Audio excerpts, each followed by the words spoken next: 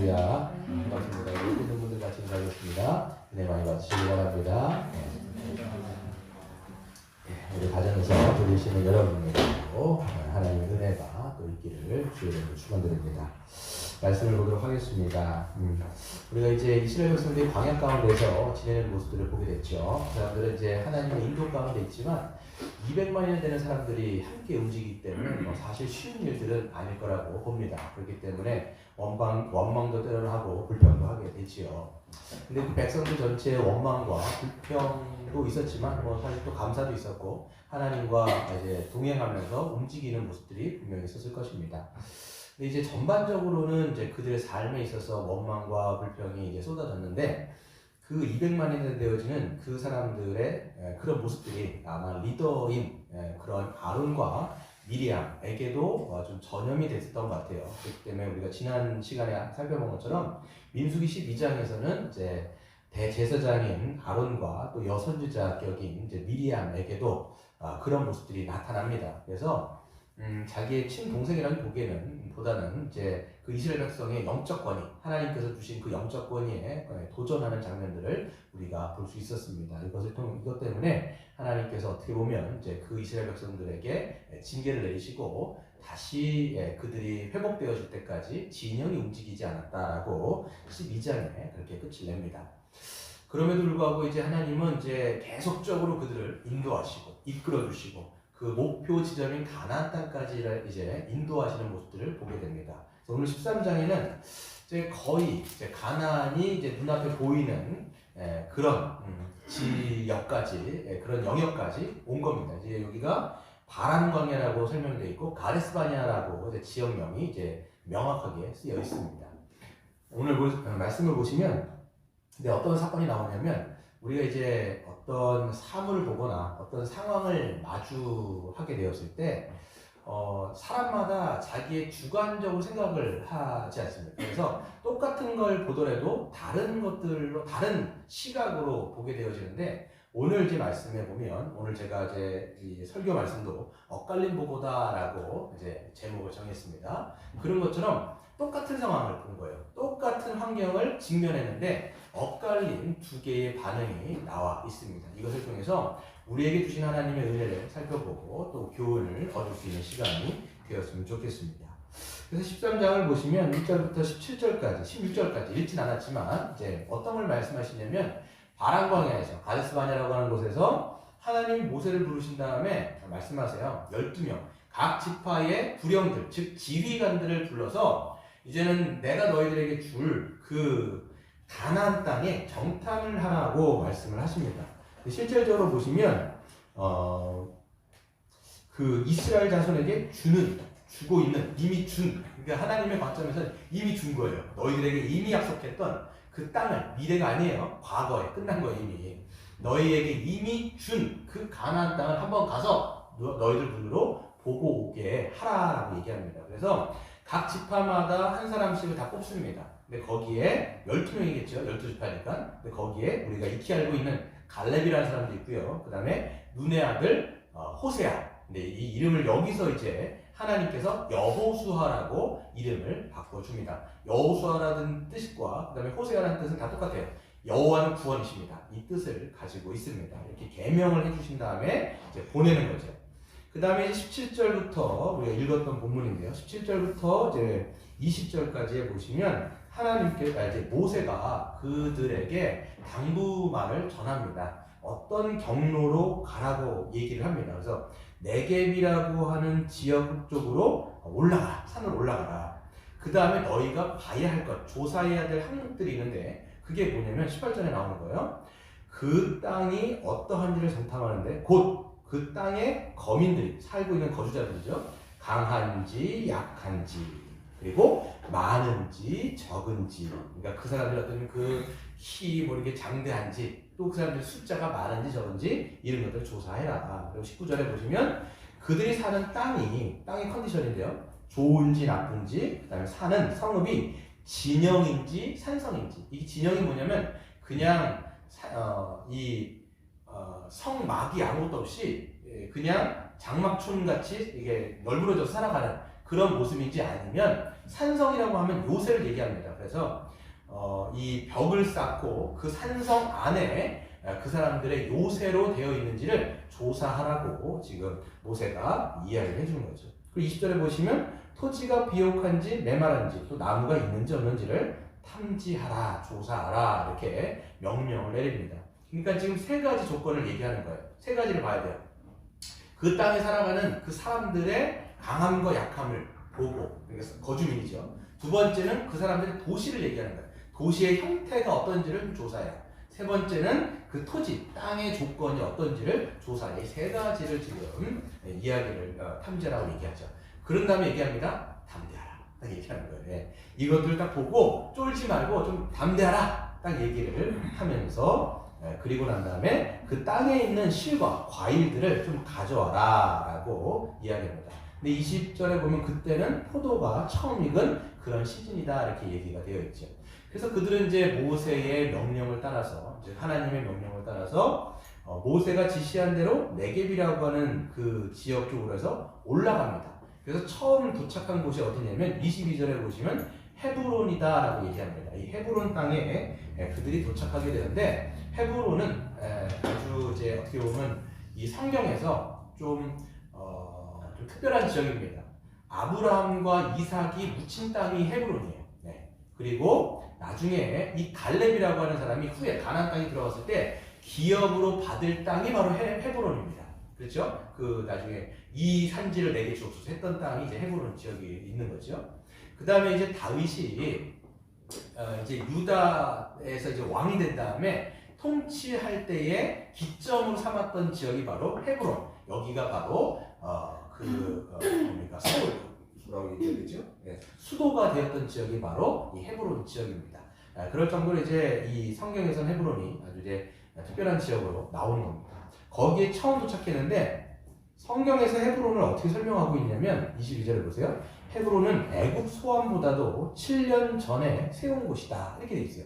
이게 뭐냐면 애굽이라는 도시가 굉장히 문명화된 그런 도시인데 그 문명화된 도시보다도 7년 앞서서 문명화된 도시인 거예요. 그러니까 얼마나 문명화가 일어났겠냐라는 것이죠. 그러니까 굉장히 문명화된 도시에다가 거기에는 누가 살고 있습니까? 그곳에 아낙 자손 아히만과 세세와 달메가 있었더라.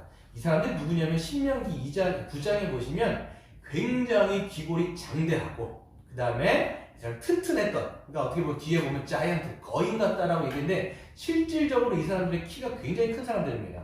그러니까 거인족 속같이 이스라엘 백성보다도 훨씬 더 기골이 장대한 그런 사람들이 그 지역에 살고 있는 것이죠.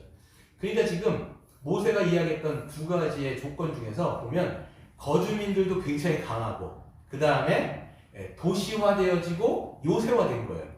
철벽처럼, 철옹성처럼 산성을 친 다음에 그 위에 살고 있는 사람들이 가나안 사람들이라는 것을 우리가 알 수가 있는 것입니다. 객관적인 데이터예요. 지금 성경이 이렇게 얘기하니까 23절에 보시면 또 이 사람들이 이 헤브론에서 북서쪽으로 수키로 되어진 쪽으로 이동을 합니다. 그 다음에 거기에서 도착한 곳이 어디냐면 23절에 에스골 골짜기에 도착을 하게 됩니다. 이 에스골 골짜기는 뭐냐면 에스골 하면 송이란 뜻이에요. 송이란 뜻인데요. 그럼 거기서 딱 가봤는데 거기에 이제 과일들이 주렁주렁 달린 거예요. 앞에서 얘기했죠. 지금 포도송이가 지금 열릴 그런 시즌인 거죠. 가봤는데 포도송이가 얼마나 큰지 사람 팔뚝보다 더 큰 거예요. 그러니까 얼마나 컸으면 이 사람들이 그 달린 가지를 벤 거예요. 포도송이가 달린 가지를 베가지고 한 사람이 든 게 아니라 둘이 막대기를 꿰어서 낼 정도예요. 그러니까 예전에 제가 부모님 집에 있는 하나의 어떤 커리케이커처럼 조그만 어떤 조각상을 사오신 것 같아요. 보니까 이거를 이제 뭡니까 이제 조각으로 만든 것 같더라고요. 두 사람이 이거를 딱 가지를 낸 다음에 그 이 가지에 큰 포도설 그 가지가 이렇게 있는 그런 거죠. 그러니까 얼마나 그 땅이 비옥한지를 우리는 짐작할 수가 있습니다. 그러니까 과일이 주렁주렁 있고 나무가 굉장히 많고 토지가 비옥하다라는 것을 우리는 가나안 땅이 어떤지를 이 두 곳 헤브론과 에스골을 통해서 알 수가 있습니다. 그래서 24절에 보시면 그 자손들이 이제 배워가지고 가게 되어지는 것이죠. 그 다음에 이제 어떻게 되느냐면 그 사람들이 40일 동안을 이제 가나안 땅에서 두루다니면서 정탐을 하고 모세가 이야기했던 그대로를 조사한 다음에 돌아가게 됩니다. 어디로 돌아가냐면 당연히 이제 그 이스라엘 백성들이 진을 치고 있는 바란 광야를 가게 되죠. 26절에 보시면 바란 광야 가데스 바네아에 이르러서 모세와 아론과 이스라엘 자손을 다 모아놓고 그 앞에서 보고 리포트를 하게 됩니다. 그래서 그 땅의 과일을 보여주는 것이죠. 딱 보여주면서 자기들이 따왔던 과일들을 보여주면서 모세에게 이렇게 이야기하세요. 온 청중에게 이야기하는 겁니다. 이렇게 얘기합니다. 17절에 보시면 당신이 우리를 보낸 땅에 간즉 과연 그 땅에 젖과 꿀이 흐르는데 이것은 그 땅의 과일입니다 라고 얘기하면서 증거 자료를 보여줍니다. 보면 알겠죠? 와, 그 땅은 굉장히 정말 젖과 꿀이 흐르는 그런 아주 비옥한 땅이구나, 맞구나 라는 것을 증거 자료를 보게 됩니다. 그런데 그때까지 이제 어떻게 보면 좋은 이제 내용을 얘기합니다. 근데 28절에 보시면 그러나 이렇게 돼 있어요. 역적이죠. 우리가 조사를 보게 되어지면 그러나 이제 이 사람들이 정말 하고 싶은 말을 그때서 얘기하는 거예요.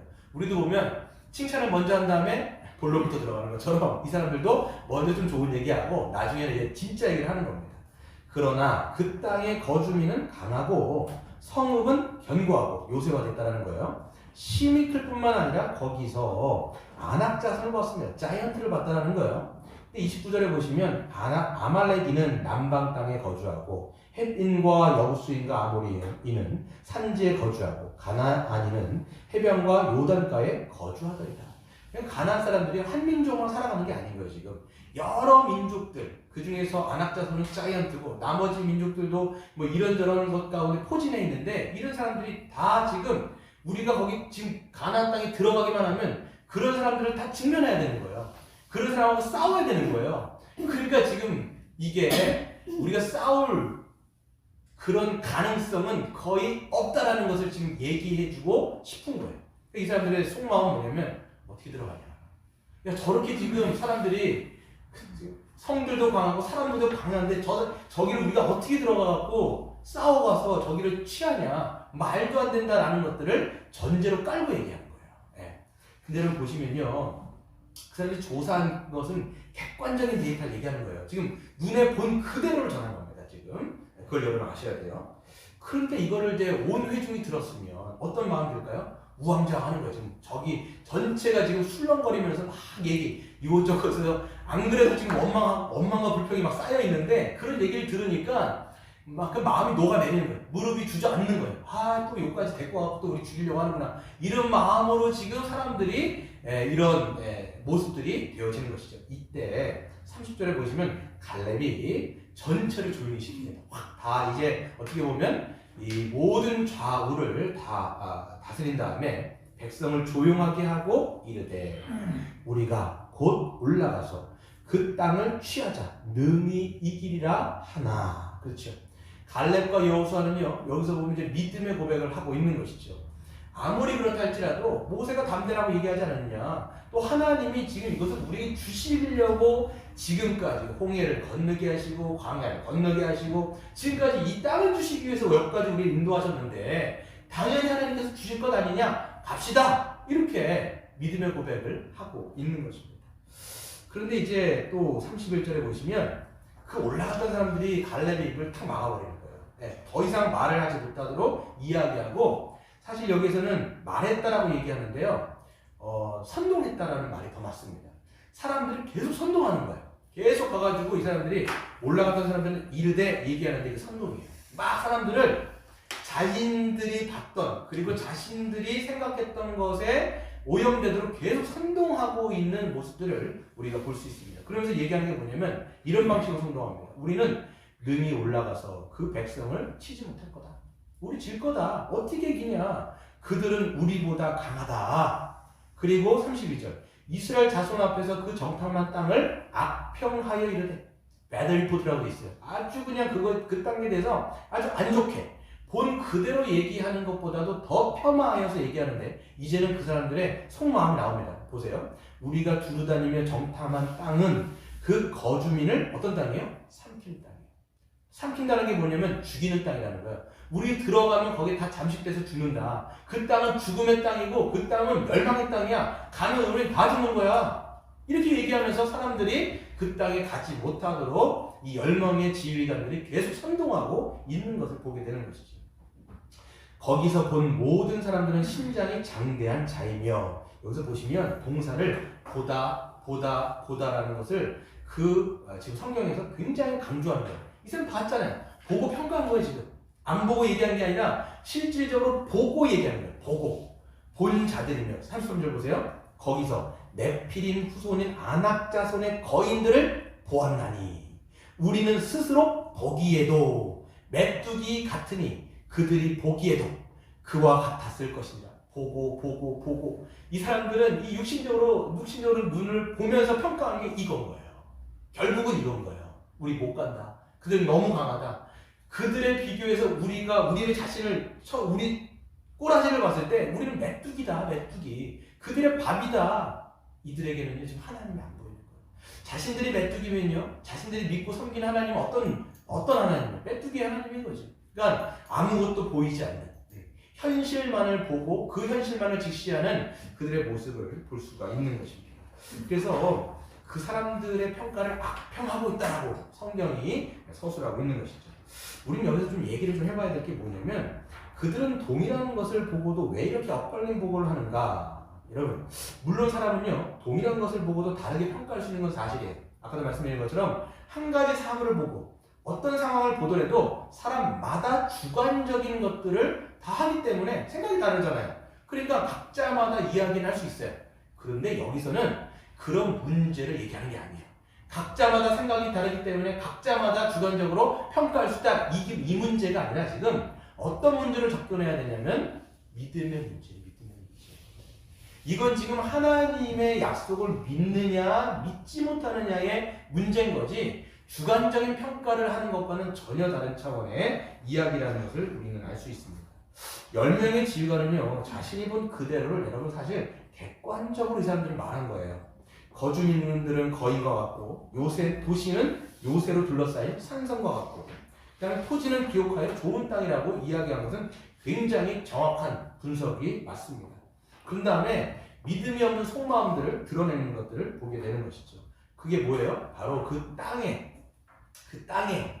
어떤지, 죽음의 땅이라는 거지. 저 땅이 자기가 본 그대를 평가하여서 분석하여 결론을 냈는데, 하나님이 그렇게 주시고자 했던 그 선물을 뭐라고 평가하냐면 죽음의 땅이다. 들어가면 다 뒤진다. 이렇게 얘기를 하는 거예요. 그리고 자신들도 어떻게 평가하냐면 우리 메뚜기야. 가면 그들에게 죽어. 우리와 함께 하신 하나님도 메뚜기 하나님이야 라고 자신들을 굉장히 아주 초라하게, 스스로를 굉장히 작게 생각하는 모습을 보게 되는 것입니다. 반대로 갈렙과 여호수아는요, 똑같은 상황을 보지만 하나님에 대한 믿음으로 보기 때문에 현실을 직시했음에도 불구하고 현실 너머에 있는 하나님의 약속을 보는 거예요. 그럼 이게 믿음입니다. 이게. 보세요. 현실 똑같은 걸 봐요. 맞죠? 갈렙도 보면 그 사람들이 뭐 작다고 느껴지겠습니까? 그 사람은 크지요. 산성이라는 거 보면 모르겠습니까? 딱 보니까 요새인데. 그러니까 이거는 어찌 보면 상황으로 봤을 때는 불가능하지만 이 사람들은 그 너머 것을 보니까 그게 뭐예요? 하나님 주신다고 얘기하지 않으셨냐? 이 약속은 우리에게서 주신 게 아니라 400년 전에 우리의 조상 아브라함에게 주신 약속이고, 그 약속을 지금까지 신실하게 지키시고 성취하셔서 우리를 홍해를 건너게 하시고 광야를 인도하셔서, 지금 너희들 홍해가 열리는 거 못 봤냐? 그 애굽에서 나온 그 사건 못 봤냐? 그런 전능하신 하나님이 우리를 인도하신다라면 그 전능하신 하나님이 당신께서 하셨던 그 약속 안 지키시겠냐? 주님께서 원하시는, 뒤에 가면 보시면 하나님이 원하신다면 우리에게 그 땅 반드시 주실 것이다 라고 이 갈렙은 믿음의 눈으로 선포하고 있는 거예요. 네. 그렇죠. 그렇기 때문에 여러분, 믿음이라고 하는 것은요, 보시면 우리가 될 수 있다 이런 믿음이 아니에요. 보시면 그 믿음은 항상 하나님이 주신 약속을 믿는 믿음이라는 거예요. 그것 때문에 이 갈렙과 여호수아는 현실을 직시했음에도 불구하고 그 너머를 봤기 때문에 이런 믿음의 고백을 할 수 있었다는 것을 우리는 아는 것이죠. 거기에서 담대함이 나는 거예요. 여러분, 우리는요, 눈에 보이는 이제 현실을 보면서 살아갑니다. 눈에 보이기 때문에 그렇죠. 근데 믿음은요, 그 현실을 넘어서 다른 세상을 보고 꿈을 꾸게 합니다. 하나님이 약속하신 하나님 나라를 꿈꾸게 하는 것이죠. 이스라엘 백성들은 여기서 뭘 봤어야 되냐면 믿음의 눈으로 이 광야를 넘어서 하나님께서 주시는 그 가나안 땅, 젖과 꿀이 흐르는 완전히 다른 세상을 사실 봤어야 돼요. 그리고 그 땅으로 들어가서 그것을 취하는 것이 사실 하나님께서 그들에게 원하셨던 믿음이죠. 여러분, 믿음이 뭐예요? 히브리서에 보시면 믿음은 바라는 것의 실상이요 보이지 않는 것의 증거라 말씀하시기도 했고, 믿음이 없이는 하나님을 기쁘시게 할 수 없습니다. 믿음이 있는 자는 하나님 앞에 나아가는 자들에게 상 주신이심을 믿으라고 얘기하지 않습니까? 그렇기 때문에 믿음은 하나님이 우리에게 약속하신 그 다른 세상, 완전히 다른 세상을 꿈꾸게 하는 게 믿음이에요. 그러니까 여러분, 우리는 어떻습니까? 이 신약을 살아가는 우리도 마찬가지예요. 예수 그리스도로 말미암아 성취된 그 하나님의 나라를 우리는 보는 것이 믿음인 거예요. 네. 현실만 보는 것이 아니라 현실을 넘어야 있는, 현실은 어떻게 보면 초라할 수 있는데 그 초라한 것을 넘어서는 하나님께서 우리를 통해서 이루시고자 하는 그 놀라운 세상, 완전히 다른 세상을 우리가 꿈꾸는 것들이 바로 이 믿음의 눈이라는 것을 알 수가 있습니다. 여러분 보시면 갈렙과 여호수아는 그 믿음의 눈으로 하나님이 보여주신 그 비전을 본 것이고, 거기에 동참하고자 그들의 용기를 내서 고백했던 것입니다. 여러분, 이거와 똑같은 사건이 사실 신약에서도 나옵니다. 예수님께서 보시면 마태복음 14장에 나중에 찾아가 보시면 14장에 이런 내용이 나옵니다. 예수님께서 이제 오병이어 사건을 끝낸 다음에 사람들이 너무 흥분하는 거예요. 막 제자들도 흥분하고 오병이어의 놀라운 사건들을 보니까 막 정말 그 가슴이 뛸 정도의 그런 기적을 맛봤기 때문에 흥분했을 때 예수님은 급하게 제자들을 먼저 갈릴리 호수를 건너서 보내십니다. 얘네들 안 되겠다. 이렇게 하다가는 다른 민심들과 함께 동화되어가지고 여기서 이런 것들에 빠지겠구나. 그래서 먼저 보내시는데 예수님은 그들과 함께 안 가세요. 보시면 14장에 보시면 예수님은 한적한 곳에 따로 기도하러 가시고 그 다음에 제자들만 먼저 이 갈릴리를 건너서 보내시죠. 그러니까 이제 12명의 제자들이 이제 갈릴리 어부들 출신이잖아요, 대부분이. 그러니까 이제 노를 저어가지고 갈릴리 이제 호수를 걷는데 사실 마리 호수죠. 거기는 거의 바다와 같은 넓은 지역입니다. 그리고 이 수심도 굉장히 깊습니다. 근데 그들이 이제 하고 있는데 이 갈릴리 호수의 특성상 뭐냐면 갑자기 광풍이 많이 불어요.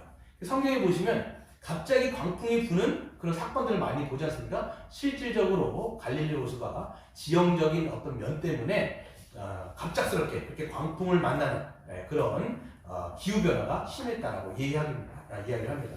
그래서 이제 이걸 만나는데 너무 큰 광풍들이 불고 바람이 불고 그다음 파도가 일렁이기 때문에 이 사람들이 앞으로 나아가지 못하는 거예요. 계속 노를 젓는데 안 되는 거예요.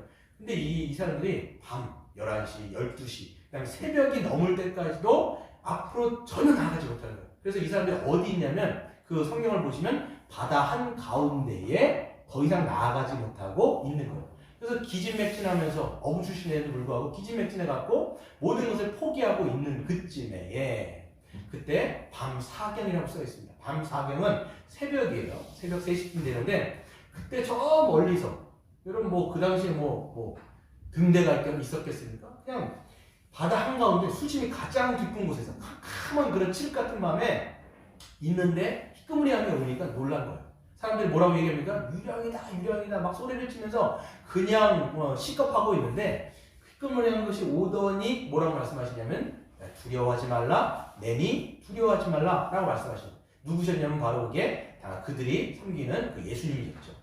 예수님을 본 그때에 나사들을 좋아하는 베드로가 뭐라고 얘기하냐면 주님, 저도 주님처럼 이 물 위를 걸을 수 있도록 좀 해주십시오라고 그 예수님을 보자마자 간청을 합니다. 근데 예수님 뭐라고 말씀하시면 그래 알았어 와라 이렇게 말씀하세요. 와라. 그때 이제 베드로가 이제 이 배가 있었으면 이 배 위에서 발을 내딛지요. 여러분 같으면 그거 가능하시겠어요? 거기가 수심이 그렇게 깊은 곳인데 그 수면 위에 발을 내딛는 것 자체가 힘들거든요. 근데 그 칠흑같이 캄캄한 밤에 그 바다 위를 베드로가 한 발짝을 뛰는 거예요. 여러분 거기서 한 발짝을 뛴다는 게 여러분 말이 쉽지 여러분 거기서 믿음이 없으면 불가능하다고요. 근데 예수님의 말씀을 딱 듣고 거기서 한 발짝을 딱 딛는 거예요. 딱 디뎠는데 그것이 뭐 얼음처럼 딱딱하게 굳었든지 그 위를 한 걸음 한 걸음 걸어가는 모습을 우리는 마태복음 14장에서 보게 되어지는 것입니다. 여러분 이렇게 이 베드로에게 있어서 이 믿음이라고 하는 것은 하나님이 그 주신 약속, 그 현실을 넘어서 그 하나님이 주신 약속의 세계를 우리는 바라보게 하는 것이 바로 믿음인 것이고, 믿음이 있는 자가 그렇기 때문에 하나님 나라의 어떤 것들을 꿈꾸며 한 걸음을 전진할 수 있는 용기를 얻게 되는 것입니다. 여러분 우리는 어떻습니까? 우리가 믿음의 눈을 보고 있는지를 우리 좀 살펴봐야 되는 것인데요. 우리에게서 이 믿음은 있는가? 이런 것을 살펴보는 거예요.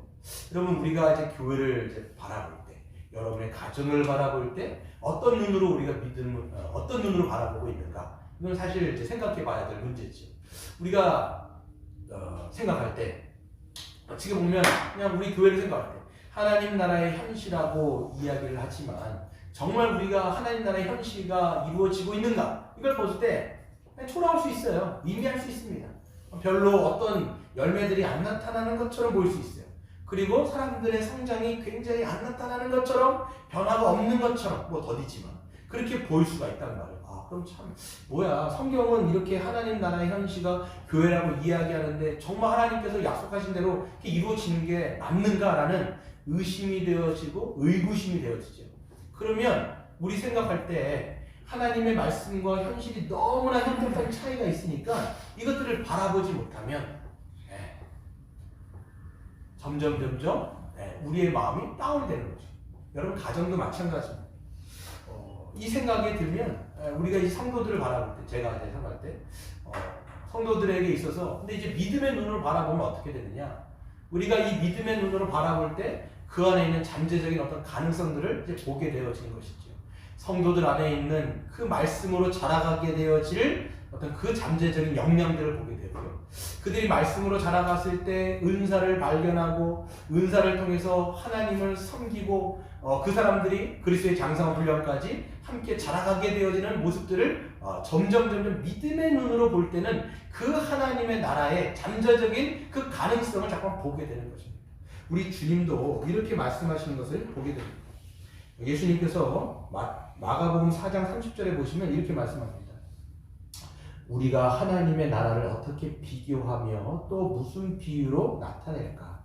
겨자씨 한 알과 같으니 땅에 심길 때에는 땅 위의 모든 씨보다 작은 것이로되 심긴 후에는 자라서 모든 풀보다 커지며 큰 가지를 내나니 공중의 새들이 그 그늘에 깃들일 만큼 되느니라. 아멘. 하나님 나라가 이렇다라는 거예요.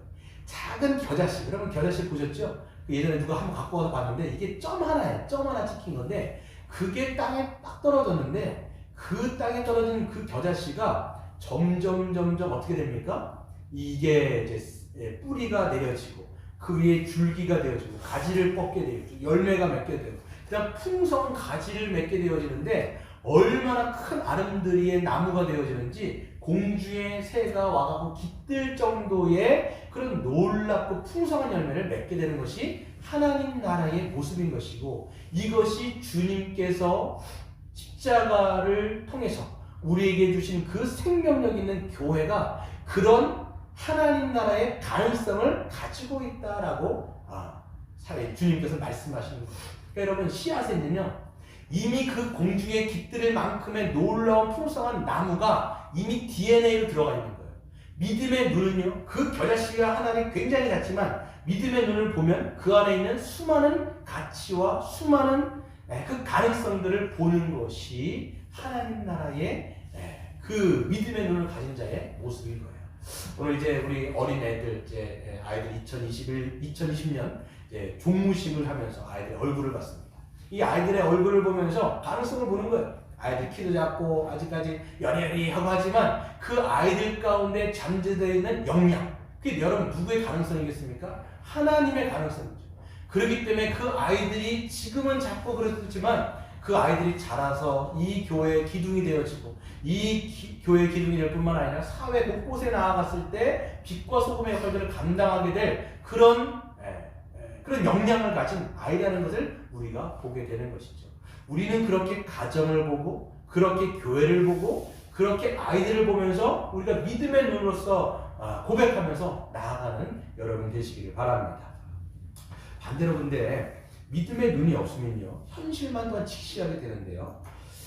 우리가 이 세상을 이제 발을 딛고 살아가는 사람들이 현실을 무시할 수가 없습니다. 그렇죠. 우리가 이제 이 땅에 발을 딛고 살기 때문에 보이는 게 현실이잖아요. 현실을 이제 보게 되는데 현실만 이제 보게 된다면 우리는 이제 누구를 생각하지 않게 되냐면 하나님을 생각하지 않게 됩니다. 그러니까 우리가 눈을 뜨면 현실을 보는 거예요. 현실이 그렇게 가능해? 우리가 늘 이야기하는 거죠. 현실이 이렇잖아. 우리 늘 이렇게 얘기합니다. 현실적인 것들만 우리가 보게 되어지면 점점 어디에 대해서 눈이 가려지게 되냐면 하나님에 대해서, 하나님의 어떤 그 약속에 대해서, 하나님이 주신 어떤 비전에 대해서 정말 눈이 감겨지게 되어지는 것을 보게 됩니다. 여러분, 하나님의 사람은 어떤 사람입니까? 바로 여러분 하나님의 사람은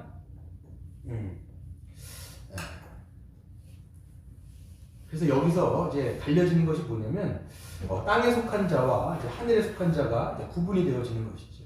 하늘에 속한 성도는 누구입니까? 여러분 현실을 직시하면서도 하나님을 생각하는 자입니다. 즉 현실을 넘어서 하나님이 보여주신 세상을 꿈꾸는 것이죠. 그런데 믿음이 없으면 현실만 보게 되어지고 그 이상을 꿈꾸지 못하고 그 현실 안에 갇혀지게 되는 것이죠. 여러분 그래서 성도들도요 보게 되어지면 자꾸만 이제 땅의 것들만 생각하게 되어지면 현실의 눈은 굉장히 띄어지게 되는데 하나님에 대한 눈이 잠깐 감겨지는 거예요. 그래서 현실을 직시하고 현실을 직시하다 보면 그 현실에 갇히게 되는 거예요. 그래서 하는 얘기가 뭐냐면 현실을 보십시오. 현실은 이렇지 않습니까? 우리가 이걸 어떻게 합니까? 현실은 이런데 자꾸만 이런 얘기를 하는데 우리가 여러분 수학을 보면요 상수와 변수가 있어요. 보시면 변수는 항상 변하는 숫자입니다. 근데 상수는 컨스턴트예요. 늘 일정하게 항상 있는 숫자라는 것이죠. 근데 여러분 현실만 직시한다고 하는 건 뭐냐면 항상 변하는 조건만을 생각하는 변수만을 생각하는 거예요. 근데 믿음이라고 하는 건 뭐냐면 이 변수 플러스 상수 항상 계신 하나님을 플러스에 넣으면 이 세상은 달라진다는 거예요. 근데 자꾸만 우리들도요 보면 변수를 생각하는데 상수이신 하나님을 생각하지 않기 때문에 늘 똑같은, 늘 뻔한, 늘 그냥 그런 길들을 선택하는 모습이 우리 안에 있는 거예요. 그게 뭐예요? 믿음으로 보지 못하는, 그렇기 때문에 현실만 직시하기 때문에 늘 현실 안에 갇혀져 있는, 현실에 갇히기 때문에 늘 뭐예요? 두려움 가운데 자신을 또한 초라하게 보는 모습을 보게 되는 것이죠. 10명의 여러분 그 지휘관들을 보십시오. 현실을 직시한 건 맞아요. 현실을 정확하게 평가했습니다. 근데 믿음의 눈이 없다 보니까 그 현실적인 눈으로 하나님도 안 보이고 하나님이 안 보이니까 자신들도 굉장히 초라한 메뚜기라고 이야기할 정도의 그런 평가들을 내리는 모습을 볼 수가 있습니다. 그러다 보니까 두려워지는 거예요. 두려워지는 거예요. 여러분 아까 그 마태복음 14장 그 사건을 보면요. 베드로가요. 처음에는 믿음으로 예수님을 향해서 한 발짝 걷습니다. 근데 한 발짝 믿음으로 걷다가 중간에 어떤 사건이 있냐면 그 베드로가 뭘 보게 되냐면 현실을 보게 돼요. 자기가 지금 물 위를 걷는다라고 하는 현실을 보게 됩니다. 그러면서 뭐냐면 자기를 향해서 불고 있는 바람을 느끼겠죠. 그리고 일렁이는 파도를 딱 보게 됩니다. 바로 현타예요. 현실 자각 타임이 그때 있는 거죠. 현타가 딱 되는 즉시 어떤 생각이 드냐면 두려움이 확 드는 거예요. 어떻겠어요? 자기가 지금 물 위를 걷고 있고 이 물 위는 지금 수심이 굉장히 깊은 그런 깜깜한 바닷속을 자기가 걷고 있다는 걸 현타를 딱 하다 보니까 너무 두려운 거예요. 너무 두려운 그 두려움을 느끼는 그때 어떻게 되냐면 그 바다, 현실이라고 하는 바닷속으로 훅 빠져 들어갑니다. 그때 어떻게 하냐면 예수님이 그의 손목을 낚아채면서 붙들죠. 그리고 예수님이 하시는 말씀이 뭐냐면 믿음이 작은 자여 왜 너는 의심하였냐라고 말씀을 하세요. 여러분 우리도요 마찬가지로 현실을 자각하는 타임, 요즘에 현타라는 말 많이 쓰지 않습니까? 근데 여러분 성도는 어떤 사람이냐면 이 현실을 넘어 있는 세상을 자꾸만 꿈꾸는 거예요. 꿈꾸니까 소망이 생기는 것이고 소망이 생기니까 내 인생을 자꾸 거기다 걸려고 하는 거거든요. 아 맞아. 하나님이 이렇게 살아가는 것이 아니라 정말 우리에게 꿈꾸려고 하는 그 교회를 주셨고 그렇게 하나님 나라를 우리에게 누리게 하셨다면 정말 교회를 통해서 이것이 성취되는구나. 그리고 우리의 삶을 통해서 하나님의 뜻이 하늘에서 이루어진 것 같이 이 땅에서도 이루어지는 것이 맞구나 라고 하면서 그것을 계속 꿈꾸면서 살아가잖아요. 그러니까 내 인생을 거기 자꾸만 들이잖아요. 그런데 그걸 못 보면요, 현실을 자꾸만 현타를 하게 되어지면 안 되지. 내가 이 현실은 이런데 아유 이 꿈은 그냥 꿈일 뿐이야. 아 이게 적자. 그러니까 여러분 보시면요, 20대 30대 때는 그렇게 꿈꾸면서 자기 인생을 막 들이는 어떻게 보면 저돌적인 모습들을 보이는데 시간이 지나면 현실에 적응하는 그런 성도들의 모습을 봅니다. 벤자민이라고 하는 그 정치인이 저 기억이 안 나는데 이런 말을 했어요. 어떤 말을 했냐면 사람들은 25세에 죽는다. 그런데 장례는 75세에 치른다. 여러분 이게 무슨 말인지 아세요? 영적으로 우리가 좀 해석하다 보면 영적으로 25세 그 젊은 나이의 사람들은 영적으로 소망을 다 잃어버리고 죽은 나이라는 거예요. 더 이상 자라지 않고 더 이상 꿈꾸지 않는 나이라는 거예요. 근데 장례는 언제 치르냐? 이 육신이 주는 75세에 치른다는 거예요. 저는 그 얘기를 딱 들으면서 아 맞아. 성도들도 마찬가지겠구나. 아니 나도 마찬가지겠구나. 현실만 보면 현실의 안주라 해서 더 이상 하나님이 주시는 꿈을 안 꾸겠구나. 소망을 안 갖겠구나. 더 이상 이 교회에다가도 내 성도들에게도 아니면 나에게도 소망을 꿈꾸지 않기 때문에 내가 내 인생을 더 이상 드리지 않겠구나. 이런 두려움이 딱 오더라고요. 아 하나님이 오늘 이 민수기를 통해서 나에게 주시는 말씀은 뭐냐면 믿음의 눈을 가지라는 거구나. 믿음의 눈을 가지라는 거구나. 여러분 잘 생각해 보세요. 현실 안에 갇혀갖고 현실이라고 하는 그 우물, 개구리같이 우물 가운데 빠졌을 때 여러분 마음 가운데 어떤 생각이 드냐면 현실의 벽이 너무 큰 거예요. 현실만 보다 보면 현실이 갑자기 이렇게 커집니다. 이렇게 커지게 되어지면 자기는 너무 쪼그라드는 거예요. 그러면 나는 메뚜기가 되는 거예요. 그때부터는 쪼그라들고 내 삶이 너무 작아지는 거예요. 하나님 종이호랑이에요. 안 보여요. 하나님은 어디 있겠어요? 그렇게 되는데. 그러면 자꾸만 어떤 생각이 드냐면 그래 이 현실 가운데 내가 할 수 있는 게 뭐 있겠어? 현실이 이런데 어떻게 하겠어? 그냥 현실에 안주하면서 꿈꾸지 말고 더 이상 소망도 품지 않고 그냥 이런 현실 가운데서 살아가야지 라고 여러분 우리는 이야기할 거예요. 그럼 여러분 그때 우리 주님이 우리에게 뭐라고 하실까요? 뭐라고 하실까요? 믿음이 적은 자들아 왜 너희는 의심하느냐? 내가 너희를 위해서 십자가에 달린 의미가 뭔 줄 아니? 내가 너희를 위해서 십자가에 죽기까지 내가 복종하여서 나의 목숨을 너희에게 준 이유가 뭔지 아니? 하나님 나라를 꿈꾸고 하나님 나라에 동참하여 너희의 인생을 그 하나님 나라를 위해서 섬기라고 내가 너희를 위해서 십자가에 죽은 거야 라고 우리에게 그런 말씀을 분명히 하실 거예요. 제가 한동안은요 약간 슬럼프에 빠졌던 것 같아요. 네, 제가 슬럼프에 빠져서